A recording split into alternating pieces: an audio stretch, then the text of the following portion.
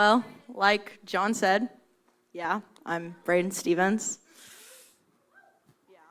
I am. Thank you, I know, yeah. No, but yeah, I'm the girl who's, always singing on this stage and accidentally making eye contact with a lot of you. So, but even if you don't believe me, I've actually been exactly where you're sitting. See, I started coming to Switch back in 6th grade because, let's be so for real, like free food and I wanted out of the house. Like, is there really anything more? No, I'm just kidding. I know.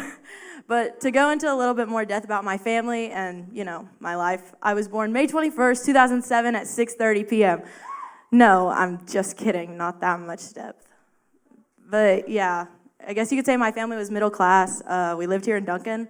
I have a younger sister named Carly. I was honestly kind of a bit of a problem child when I was younger. I was actually suspended on a lot of occasions for my outbursts in class or my defiance towards adults. At one point, I was actually even sent to a correctional facility for my behavior. And all of this was ranging from the time from when I was 4 to 7 years old.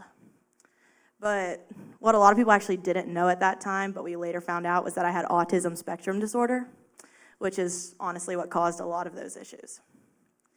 And when I was 8 years old, we moved to this really small town called Cherryvale, Kansas, where my mom had a couple of family members, I guess. But the reason we left Duncan had to do with most parents and even non-parents hearing about my behavior and disrespectful attitude, actually.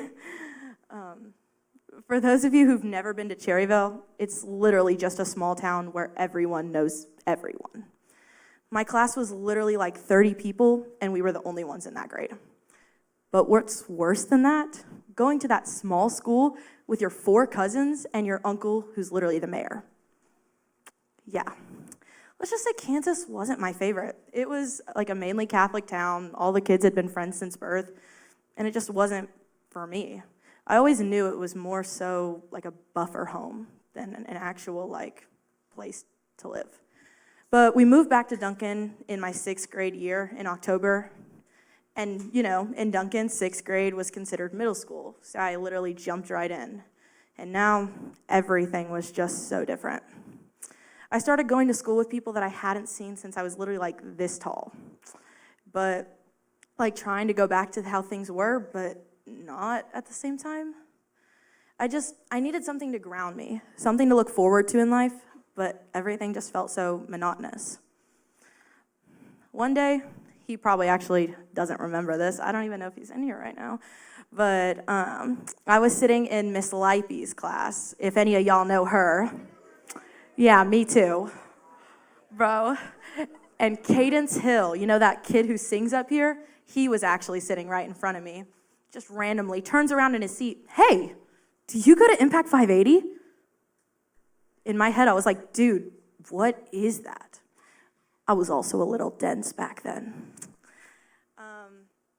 He said, the church, I think I saw you literally last Wednesday. Now you gotta understand. On this next part, I didn't have a bunch of friends when I was 11. I literally just moved there. And I really didn't know God at all.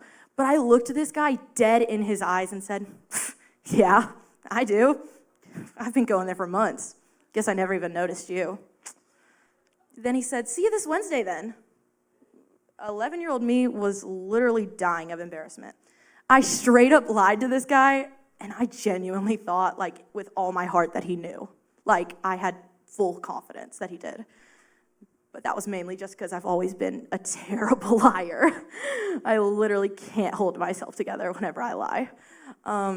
I literally thought of every option for an excuse. I could say, maybe I got sick, got hit by a car, or discovered a cure for cancer, or, tell the truth. Yeah, no, definitely not that one.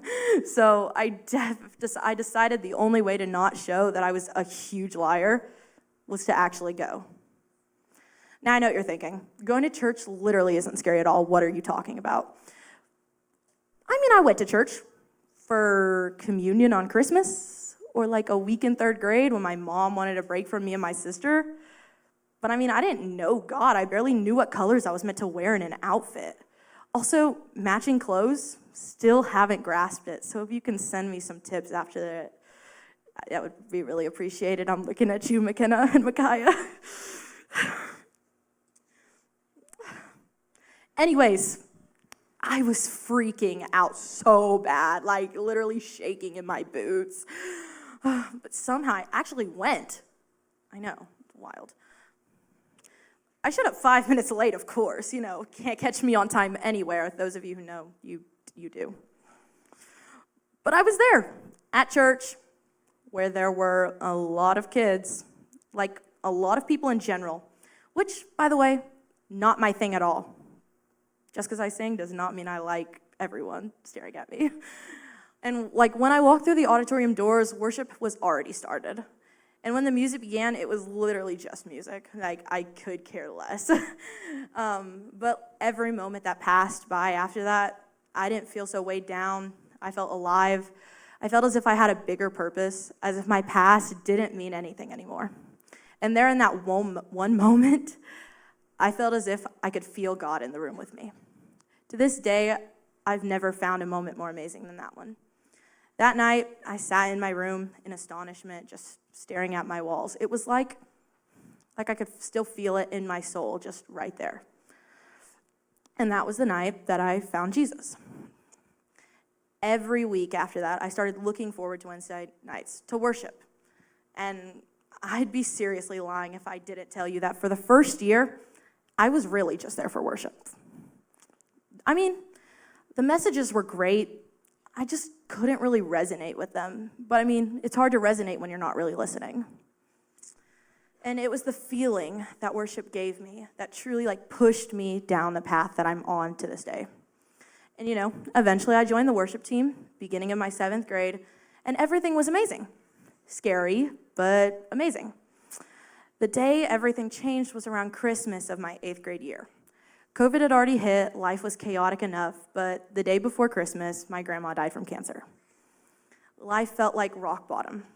I couldn't fathom why God would take away one of the most spiritual and faithful people I had ever known. I was on the worship team at church singing about God's goodness, while inside I was asking, how could a good God really take someone so full of him away? At times, I began to even wonder if there was an actual God there at all. So I stopped going to church, my attitude became worse, and I was different in the worst kind of way. About a month later, I finally got the earrings that she had left for me. The ones she left for me were the ones that she had worn to communion all those years ago. I knew her faith wasn't exactly what grounded her. It's what made her the most loving and selfless person that I've ever known. And even in her last moments, she tried to act like she was completely well, even when you could see the gray in her face. I had to go to church just one more time. Being there reminded me so much of the warmth I felt every time I was around her. And I missed it so much since she had left. I went to church that Wednesday, and during worship, I cried. And I don't cry a lot. I didn't understand. I didn't want to even understand. I just wanted her back. I just kept praying, come back, please. Tell me this is just a dream. Come home. But the thing was, she was home. I felt so lost. And then, actually, this kind of reminds me of Elijah in 1 Kings 19. After experiencing one of the biggest spiritual highs, a miracle where God sent fire from heaven, Elijah immediately falls into despair. He runs into the wilderness, afraid, isolated, and begs God to let him die. He feels hopeless. He's lost. And in that moment, God doesn't shout at him. He doesn't perform another miracle. Instead, he comes to Elijah in a gentle whisper. He tells him to rest. He feeds him. He meets him in the quiet. He finds him, pulling him out of the darkness. This woman, my grandmother, had followed Jesus her entire life. And through the worst pain she'd ever experienced, he showed her mercy. He took her home. He gave her the peace and the relief that she had been waiting years for.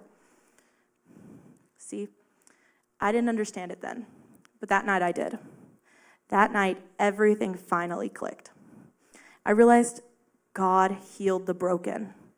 I realized the ways he had healed me so many times, how he was healing me in that one very moment that I was thinking that. He was taking my pain and bringing clarity and hope into it. For the longest time, I thought that I couldn't be Christian, that I was too messed up, too broken, or too messy, that I had a bad past, and that I just wasn't a good person. And that's all that it was. But all people are welcome in God's kingdom. I wasn't too imperfect for God, and no one is. He loves his enemies. He moves the mountains, and he loves unconditionally. He is a kind and loving God, and I was incredibly doubtful of him and his plan. But in this one singular moment, you have to understand, he turned my resentment into confusion, into so much more. He turned it into purpose and fellowship. He healed my heart, and he liberated me of my past and gave me new life. That day, I gave him my life, the mess, the pain, the good stuff too. And he didn't even flinch. The years of my past, everything I went through, even if I didn't realize it then, it all led me to fully follow God in everything that I do.